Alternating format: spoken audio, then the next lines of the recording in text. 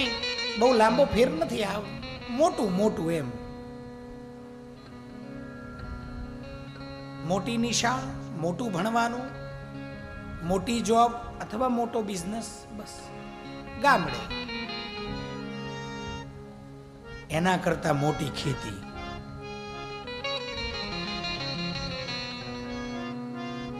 નગર અને પૂરની વાત છે.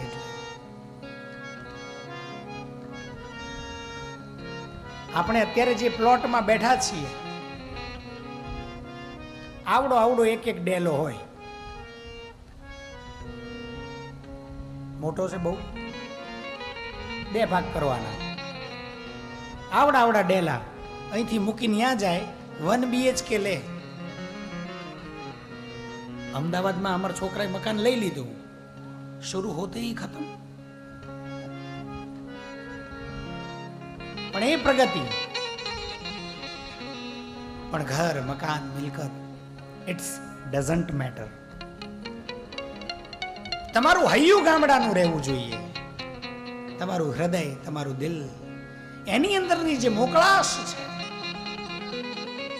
એ ઓછી ન થવી જોઈએ, એ નાની ન થવી જોઈએ. જગ્યા ગમે એવડી હોય, આમ તો આપણે જોઈશું 6 ફૂટ.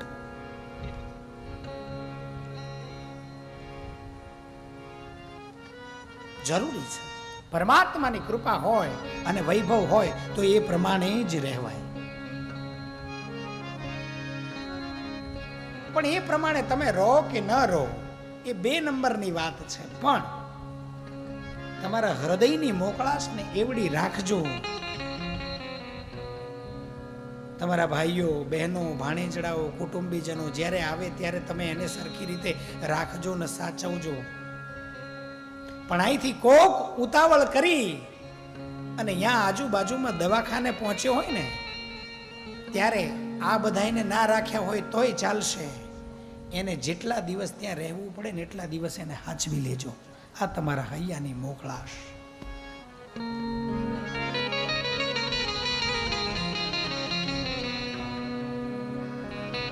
કારણ કે એના હૈયામાં ઊંડે ઊંડે ક્યાંક એવી હામ છે કે મારા ગામનો અહીંયા રહે છે.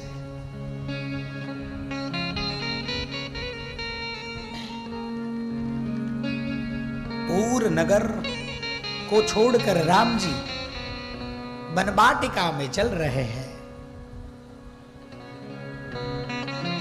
નાના નાના બાગ બગીચા આવતા જાય, મોટા મોટા જંગલો આવતા જાય, અને જંગલની પડખે નાના નાના સરોવર, તળાવો અને એના કિનારે ઋષિઓ આશ્રમો બાંધીને રહે છે.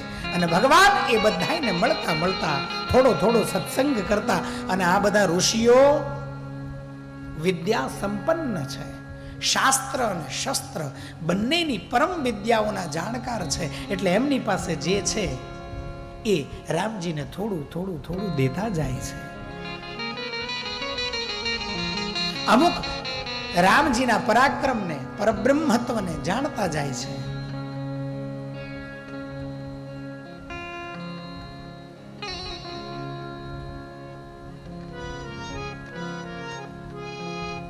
અગત્ય મહામુનિને ભગવાન મળ્યા છે.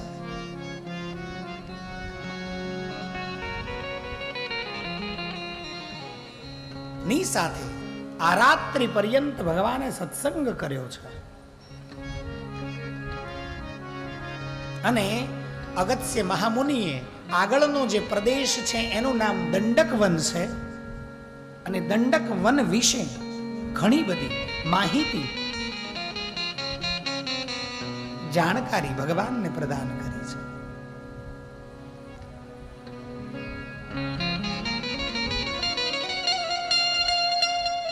ભગવાનનો દંડક વનની અંદર પ્રવેશ અને ત્યાં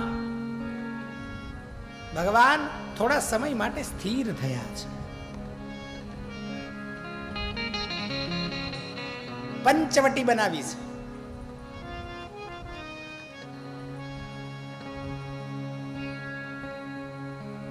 ખાલી પંચવટી, એક પંચવટી શબ્દ ઉપર ગ્રંથ લખી શકાય અથવા બનાવી શકાય. બટ ઇન વન લાઈન, એક લાઈનમાં જો કહેવું હોય તો પંચવટી એટલે શું? કુટીર કુટિયા ના, પંચવટી એટલે તપશ્ચર્યા કરવાનો પ્રદેશ, પણ કેવો?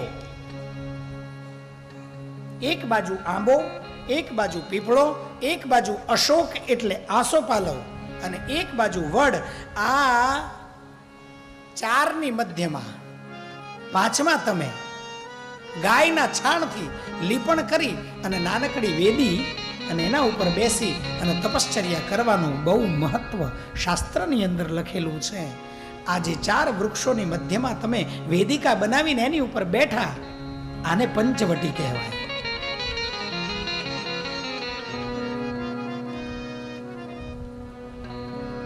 એ પંચવટી, અને ત્યાં કુટિયા, અને થોડા સમય માટે પ્રભુ શ્રી રામચંદ્રજીએ ત્યાં નિવાસ કર્યો છે.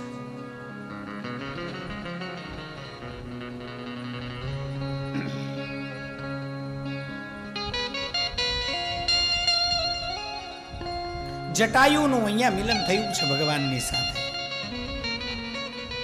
પૂર્વજન્મની કથા સંભળાવી છે.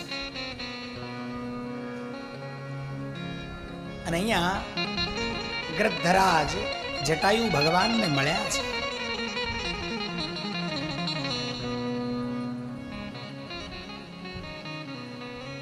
ભગવાનને મળી અને જટાયુ જ્યાં ગયા, લક્ષ્મણલાલજી નાના નાના કાષ્ટને વીણી રહ્યા છે.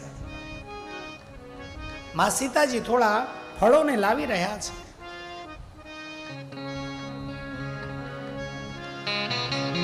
રામજી એક આસન ઉપર બેઠા છે અને ત્યાં એક દેવીજી પ્રગટ થયા છે. સુપર્ણખા એનું નામ.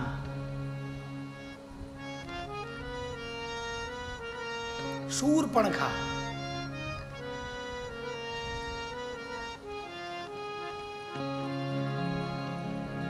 આસુરી વૃત્તિની આ સ્ત્રી આવા બે સુંદર કુમારોને જોયા એટલે મોહ પામી છે.